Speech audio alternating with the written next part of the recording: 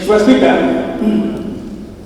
tunaelewa sote, hivi karibuni kulikuwa na hoja mitandaoni ambazo zilitawala sana jumla ya namna ya kuzungumza muungano wetu fulani. Nataka niwahakikishie wananchi, serikali ya Mapinduzi ya Zanzibar pamoja na serikali ya Jamhuri ya Muungano wa Tanzania tutaendelea kulinda muungano wetu,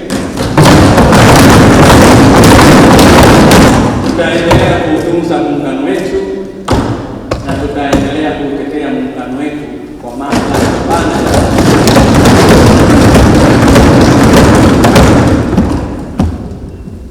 Hakuna ubaguzi wa aina yoyote utakaoruhusiwa kwa pande zote mbili za muungano.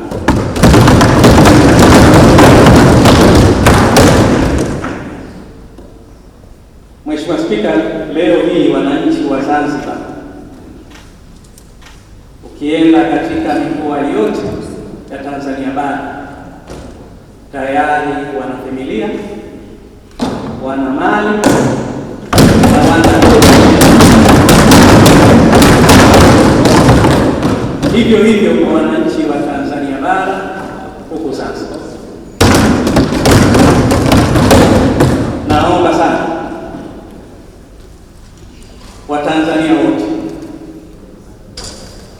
tuendelee kuwa wazalendo wa nchi yetu,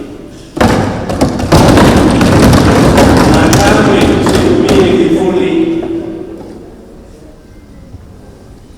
vya kutaka kupata umaarufu ama kutaka kutekeleza mambo mengine kwa kutumia silaha ya kupambana. Muungano uko imara na utaendelea kuwa imara kwa maana.